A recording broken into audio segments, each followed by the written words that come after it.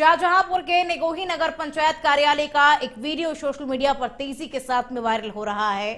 Viral video में शासन द्वारा नामित पार्षद और सफाई कर्मचारी यूनियन नेता राम निवास वाल्मीकि पर नायब तहसीलदार और अधिशासी अधिकारी को धमकाने के आरोप लग रहे हैं और बताया जा रहा है कि सफाई कर्मचारियों की हड़ताल को लेकर वार्ता के दौरान ये विवाद हुआ।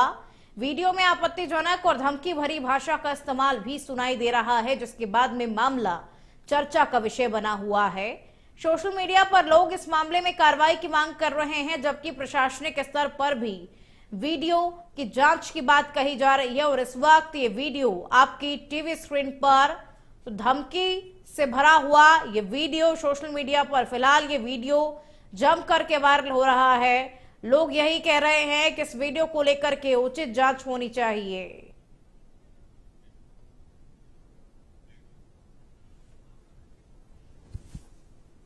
नगर निगम में पार्षद चुने गए हैं, वो माननीय खन्ना जी के आदमी हैं, सरकार के आदमी हैं। खन्ना जी के बगैर नगर निगम में पत्ता नहीं हिल सकता है। मैं तो ये कहना चाहता हूँ कि यदि खन्ना जी उसको डांट देते कि निगोही में तुम ये क्या गुंडागर्दी करने गए, तो राम निवास जी की हिम्मत नहीं थी कि चेयरमैन अंदर बैठे, हमारा बाबू बैठा और टोटल सफाई कर्मियों को ले जाकर गोली मारने की धमकी दे रहे हैं। थाने में तहरीर दी, उस पर कोई का ललितपुर नगर पालिका परिषद ने शहर की सफाई व्यवस्था को और मजबूत बनाने की दिशा में बड़ा कदम उठाया है। नगर पालिका के द्वारा 2 नए ट्रैक्टर, 11 डोर टू डोर कचरा संग्रहण वाहन और 1 फॉगिंग टैक्सी वाहन को पूजा अर्चना के बाद नगर निगम सेवा के लिए रवाना किया गया।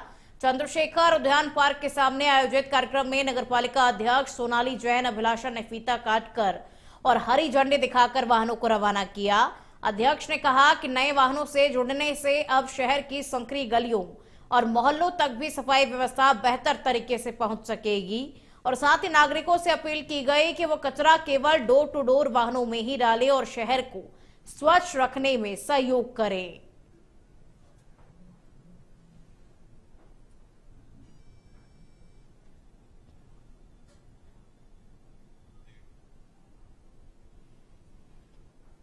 आज हमने नगर पालिका में सफाई स्वच्छता को बढ़ावा देने के लिए किसी भी वार्ड में किसी भी तरीके की गंदगी ना रह जाए, इसके लिए हमने जो आवश्यक उपकरण होते हैं, ट्रैक्टर है, फॉगिंग मशीन है और गीला कचरा और सूखा कचरा अलग करने के लिए नए नए साधन उपलब्ध कराए हैं, जिससे हमारे शहर में निस्संदेह स्वच्छता बढ़ेगी और हमारे सफाई कर्मियों के लिए किसी भी प्रकार की परेशानी नहीं होगी स्वच्छता को बढ़ाने के लिए। यहाँ पे आपने अभी कितने साधन दिए हैं? यहाँ पे हमने अभी 2 ट्रैक्टर दिए हैं और 1 फॉगिंग मशीन चलाने के लिए भी एक साधन दिया हुआ है और 11 मैजिक यहाँ पे उपलब्ध करवाई है डोर टू डोर कलेक्शन के लिए, जिससे कचरा अलग अलग निस्तार। लखनऊ से शिक्षा जगत को शर्मसार कर देने वाला एक मामला सामने आया है।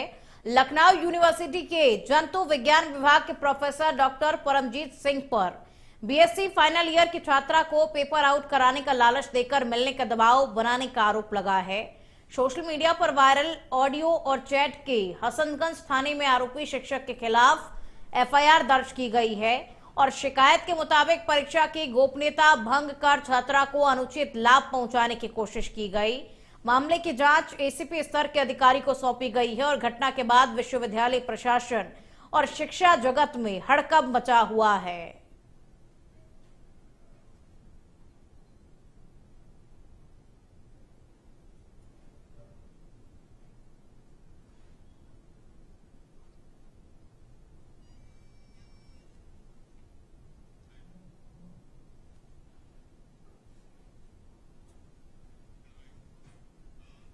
मथुरा के गोविंद नगर क्षेत्र स्थित एक निजी स्कूल से मानवता को शर्मसार कर देने वाला एक मामला सामने आया। आरोप है कि नर्सरी में पढ़ने वाली 3 साल की बच्ची ने तबीयत खराब होने पर स्कूल में उल्टी कर दी, जिसके बाद में स्कूल प्रबंधन ने संवेदनशीलता दिखाने के बजाय बच्ची को 2 घंटे तक हाथ खड़े करके सजा दी और इतना ही नहीं, बच्ची की मां को स्कूल बुलाकर पूरे फ्लोर पर पोछा भी लगवाया गया। मामला सामने आने के बाद में एबीवीपी कार्यकर्ताओं ने स्कूल पहुंच करके हंगामा किया और पुलिस की मौजूदगी में हुई बातचीत के बाद में स्कूल प्रबंधन ने लिखित माफी मांगते हुए भविष्य में ऐसी घटना दोबारा न होने का आश्वासन दिया। जितने भी छोटे बच्चे के स्कूल है सभी में होती है मेड।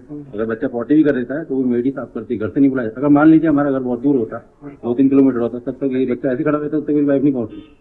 तो ये मुझे बुरा लगा। उसके बाद ये धमकी देते हैं मुझे कि मैं रिजेक्शन डाल देता हूँ, आपको जो करना करेंगे, ऐसा मुझे बोला जाता है। आपके क्या बच्चे के लिए कुछ इंसाफ चाहिए, ये तो गलत है ना, इसके साथ ऐसा नहीं होना चाहिए। कहाँ शिकायत की? इस शिकायत मैं कहीं नहीं कर पाया हूँ, क्योंकि मैं अंदर बात करने गया, मेरे को ऐसे से बोला, मैंने अपने फ्रेंड को बोला और बताया, मैंने सपोर्ट करता है और कोई मीडिया से वो लिंक है। आज हम अभी उपस्थित हैं बालाजी मेमोरियल पब्लिक स्कूल में, जो कि बिरला मंदिर के समीप है। हमें सुबह सूचना मिलती है कि एक छात्रा के साथ 2 दिन पहले एक ऐसी घटना हुई जो कि अमानवीय घटना है। तो इतनी निकृष्ट हरकत कोई भी नहीं कर सकता जिसके अंदर थोड़ी सी भी मानवता बची होगी। बच्ची बीमार थी, उसने उल्टियाँ की 2 दिन पहले। तो कॉलेज के प्रशासन ने, कॉलेज के लोगों ने, जो उनके फैकल्टीज हैं, उन्होंने पेरेंट्स को बुलवाया, उनसे उल्टियाँ साफ करवाई और उसके बाद उसको जब तक पेरेंट्स नहीं आए थे तो 2 घंटे तक हाथ खड़े कर मतलब खड़ा रखा उसको। जो कक्षा नर्सरी की छात्रा है, 8/5/2026 को उसको वॉमिटिंग हुई थी, जिसके कारण उसका स्वास्थ्य खराब हो गया था। तत्काल उसके माँ को सूचना दी गई थी, उसकी मम्मी आकर के उसको लेकर गई थी और उसके बाद जो भी विद्यालय की जो भी व्यवस्थाएं वो आगे से और भी अच्छी बेहतर से बेहतर कराई जाएगी। लखीमपुर खीरी पुलिस को साइबर अपराध के खिलाफ बड़ी सफलता मिली है। साइबर थाना प्रभारी हेमंत राय और संयुक्त पुलिस टीम ने साइबर ठगी करने वाले गिरोह का भांडाफोड़ करते हुए 12 आरोपियों को गिरफ्तार किया है। आरोपियों के कब्जे से फर्जी दस्तावेज, SIM card, mobile phone, ATM और credit card, passbook, chequebook, fingerprint reader device, 61,000 रुपए नकद और एक कार बरामद की गई है। पुलिस के मुताबिक आरोपी भोले भाले ग्रामीणों को सरकारी योजनाओं का लाभ दिलाने का झांसा देकर उनके दस्तावेज हासिल करते थे और उन्हीं के नाम पर बैंक खाते व ऑनलाइन वॉलेट खोलकर साइबर फ्रॉड का पैसा ट्रांसफर किया करते थे।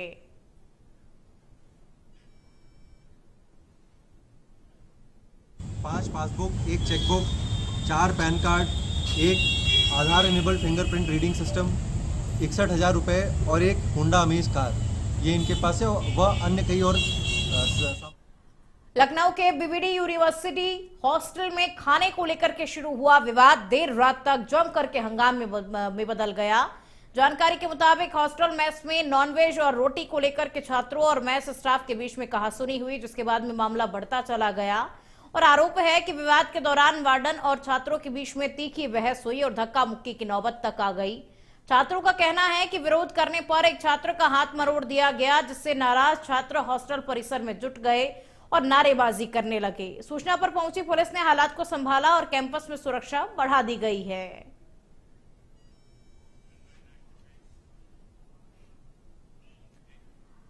बस्ती जिले में पुलिस अधीक्षक डॉक्टर यशवीर सिंह का सख्त और सक्रिय अंदाज थाना कलवारी में देखने को मिला।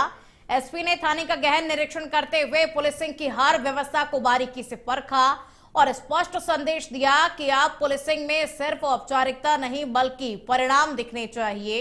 गार्ड सलामी के बाद उन्होंने थाना कार्यालय, साइबर सेल, मिशन शक्ति डेस्क, मालखाना और बंदी गृह का निरीक्षण किया और साथ ही लंबित मामलों पर समयबद्ध कार्रवाई के निर्देश दिए। महिला सुरक्षा और साइबर अपराधों को लेकर के भी एसपी गंभीर नजर आए और कहा कि जनता की शिकायतों का समाधान संवेदनशीलता के साथ में होना चाहिए। सिद्धार्थनगर में एआईएम कार्यकर्ताओं ने महाराष्ट्र सरकार के मंत्री नीतीश राणे के बयान के खिलाफ प्रदर्शन किया। जिला अध्यक्ष निशात अली की अगुवाई में पार्टी पदाधिकारियों और कार्यकर्ताओं ने जनपद मुख्यालय पहुंचकर राज्यपाल और भारतीय चुनाव आयोग को ज्ञापन सौंपा। एआईएम ने आरोप लगाया कि नीतीश राणे ने पार्टी और राष्ट्रीय अध्यक्ष असदुद्दीन ओवैसी के खिलाफ अमर्यादित और भड़काऊ टिप्पणी की है। पार्टी ने इसे संविधान, लोकतंत्र और सामाजिक सौहार्द पर हमला बताते हुए मंत्री के खिलाफ एफआईआर दर्ज करने और उन्हें पद से बर्खास्त करने और चुनाव आयोग से सख्त कार्रवाई की मांग की है।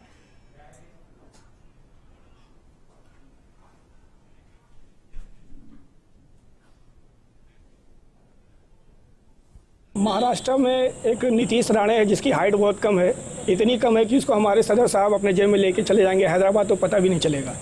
ऐसे इस तरीके की पर्सनालिटी का एक व्यक्ति है जो विधायक और मंत्री है गलती से महाराष्ट्र के अंदर, वो हमेशा आए दिन जो है मुसलमानों के खिलाफ और मुस्लिम नेताओं के खिलाफ अपमानजनक शब्दों का प्रयोग करता है। इस बार उसने जो है हमारी पार्टी ऑल इंडिया मजलिस इत्तेहादुल मुस्लिमीन MIM के खिलाफ गलत बयानबाजी की है, PFI से तुलना की है। उसके बाद फिर उन्होंने हमारे सदर असदुद्दीन ओवैसी साहब के खिलाफ जो है ओसामा बिन लादेन से तुलना की, जिसकी हम लोग कड़ी निंदा करते हैं। उसी के विरोध प्रदर्शन में हम लोग लखनऊ कमिश्नरेट पुलिस को बड़ी सफलता मिली है। पुलिस ने 101 गुमशुदा मोबाइल फोन बरामद किए और बरामद मोबाइल की कीमत करीब 28 लाख रुपए बताई जा रही है। CEIR पोर्टल और तकनीकी निगरानी से ये बड़ी सफलता हासिल हुई है। मोबाइल वापस पाकर लोगों के चेहरे पर मुस्कान लौट आई है।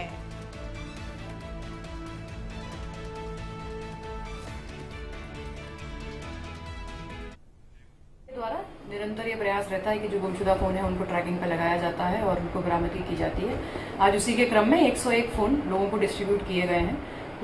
सभी लोगों को इन्फॉर्म हो गया है, कुछ लोगों ने भी यहाँ से आकर रिसीव कर लिए हैं और निरंतर इसी तरीके से और भी जो हमारे पास गुमशुदगी की रिपोर्ट्स हैं उन सब पे काम किया जा रहा है और नंबर ट्रेस।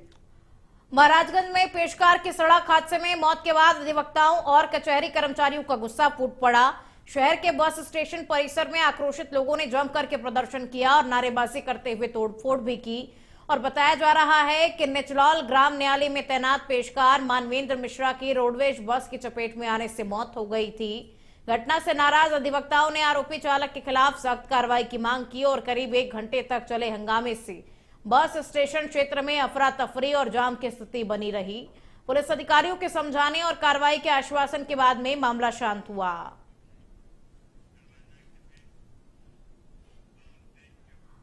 मथुरा के बरसाना में अधिवक्ता और पेट्रोल पंप संचालक दिवाकर शर्मा के अपहरण और मारपीट मामले को लेकर सर्व समाज और व्यापारी संगठनों की महापंचायत आयोजित हुई। महापंचायत में 31 पंचों ने हिस्सा लेकर पूर्व नगर पंचायत अध्यक्ष बलराज चौधरी और उनके परिवार के सामाजिक बहिष्कार का फैसला सुनाया। पंचायत ने ऐलान किया कि जो भी व्यक्ति इस परिवार को शरण या फिर सहयोग देगा उसका भी समाज से बहिष्कार किया जाएगा। मामले में पूर्व अध्यक्ष, उनके परिवार और अन्य लोगों के खिलाफ गंभीर धाराओं में मुकदमा दर्ज है। पुलिस अब तक कई आरोपियों को गिरफ्तार कर जेल भेज चुकी है। ये 12 गांवों की बरसाना की अष्टसखी सहित 12 गांवों की पंचायत हुई और जो जघन्य अपराध हुआ है संगठित गिरोह द्वारा, उसके विषय में पूरा समाज बड़ा दुखी था। उसको लेके ये पंचायत हुई और बड़ी आपने देखी काफी कितनी संख्या थी और पूरे समाज ने, हर व्यक्ति ने, ऐसा जघन्य अपराध इस क्षेत्र में कभी नहीं हुआ। इस कृत्य के खिलाफ पूरा समाज एकत्रित हुआ और उसमें पूरी इस कृत्य को, ऐसे पाप को मिटाने के लिए सब लोग संगठित हुए। देखो, ये मैटर कई दिन से चल रहा है।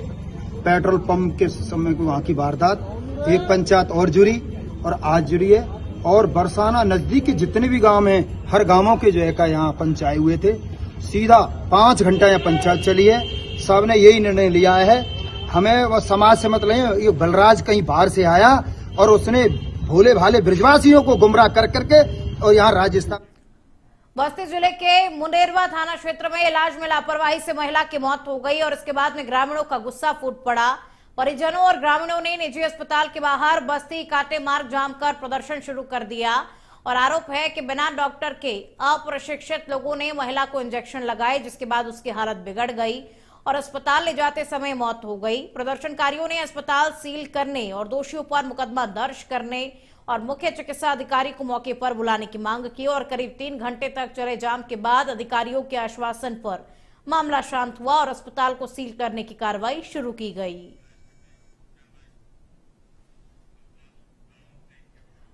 बांदा में भाजपा महिला मोर्चा का प्रदर्शन देखने को मिला। सपा सांसद अजेंद्र लोधी के खिलाफ विरोध जताया गया। पीएम नरेंद्र मोदी पर अभद्र टिप्पणी का आरोप है और कार्यकर्ताओं ने जिलाधिकारी कार्यालय पहुंच करके ज्ञापन भी सौंपा। अखिलेश यादव से सांसद का इस्तीफा लेने की मांग की क्योंकि उन्होंने प्रधानमंत्री को लेकर के अभद्र टिप्पणी की थी।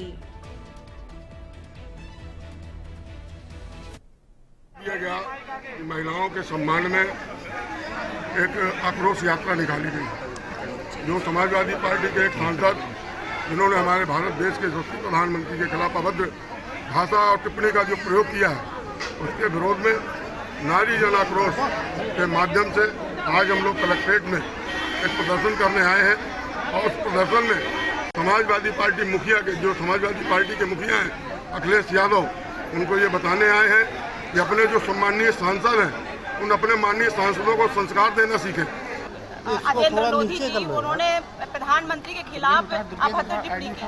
वो हमारे ही प्रधानमंत्री नहीं है, पूरे देश के प्रधानमंत्री है। जो भी वो योजना लाते हैं, जो भी कार्यक्रम करते हैं, वो सबके हित में रहता। क्या सपा वालों को ये लाभ नहीं मिलता है? तो वो कोई प्रधानमंत्री, तो उनका सम्मान होना चाहिए। देश का प्रथम नागरिक होते हैं प्रधानमंत्री जी, और अभद्र टिप्पणी करने का उनका कोई अधिकार नहीं है। शायद किया है तो अखिलेश यादव जी का ये फर्ज बनता है कि अपने सांसद से इस्तीफा लें और ऐसी टिप्पणी करने से उन्हें चेतावनी दें कि ये। बांदा में दर्दनाक हादसे में केन नदी में नहाने गए 2 बच्चों की डूबने की वजह से मौत हो गई और बताया जा रहा है कि दोनों बच्चे नहाते समय गहरे पानी में चले गए, जिसके बाद में मौके पर अफरा तफरी मच गई और सूचना मिलते ही शहर कोतवाली पुलिस मौके पर पहुंची और नदी में बचाव अभियान शुरू किया। कड़ी मशक्कत के बाद में दोनों बच्चों को अचेत अवस्था में नदी से बाहर निकाल लिया गया और तत्काल जिला अस्पताल पहुंचाया गया, जहां डॉक्टरों ने परीक्षण के बाद में दोनों को मृत घोषित कर दिया। पुलिस ने शवों को कब्जे में लेकर पोस्टमार्टम के लिए भेज दिया है। 13 वर्षीय प्रिंस नाम के बच्चे को लाया गया है, जो कि नदी में डूब गया था और उसकी मौके पर ही मृत्यु हो गई थी। उसकी बॉडी को यहाँ पे पीएन हाउस पर रखवा दिया गया। इसका पोस्टमार्टम। ये मेरा भाई है, चाचा का लड़का है। क्या नाम है इसका? इसका नाम प्रिंस है। प्रिंस, अच्छा ये कहाँ रहते हैं? ये यहीं केवटरा चौराहे। केवटरा चौराहे में किराए के मकान में रहते हैं क्या? जी जी। अच्छा क्या हुआ, कैसे हो गया था? ये बच्चे आपस में खेलने निकल गए थे केन नदी के पास। अच्छा। और किसी को बताया भी नहीं। इसके बाद वहाँ से एक फ़ोन आया किसी का, तो कह रहे हैं कि आपको बच्चे मतलब डूब गए हैं। तो कितने? जनपद बांदा कोतवाली नगर क्षेत्र अंतर्गत एक कोटरा मोहल्ला पड़ता है। यहाँ के 2 बच्चे के नदी के तट पे घाट है, यहाँ पर दोपहर के समय स्नान करने के लिए आए हुए थे और उनमें गहरे पानी में चले गए, जिसमें सूचना पर तत्काल उनका रेस्क्यू कराया गया।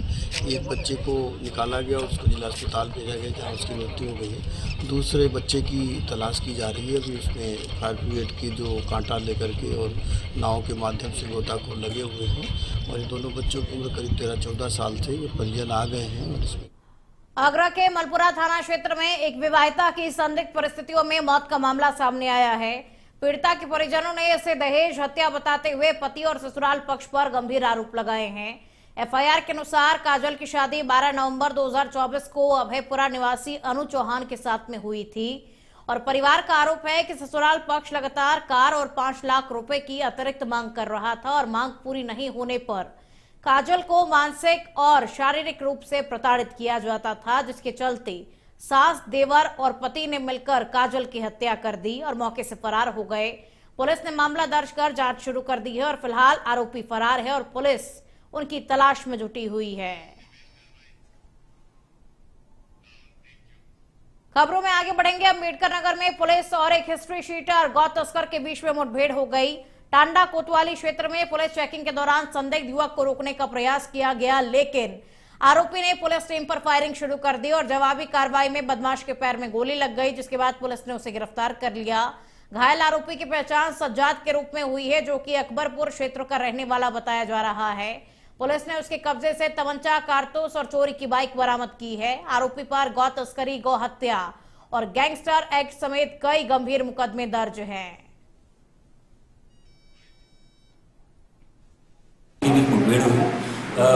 मुठभेड़ में उस व्यक्ति द्वारा पुलिस के ऊपर फायरिंग की गई। जवाबी कार्रवाई में भी पुलिस द्वारा फायरिंग की गई। पुलिस की फायरिंग से उस व्यक्ति के बाएं पैर में गोली लगी। तलाशी के दौरान उस व्यक्ति के पास से एक तमंचा, एक हुक्का कारतूस तथा एक जिंदा कारतूस बरामद हुआ है और एक मोटरसाइकिल स्प्लेंडर पर बरामद हुई है। जानकारी करने पर उस द्वारा बताया गया कि उसका नाम सज्जाद पुत्र स्वर्गीय बुलाकी है तथा वह लोहपुर ताजम थाना अकबरपुर का रहने वाला है।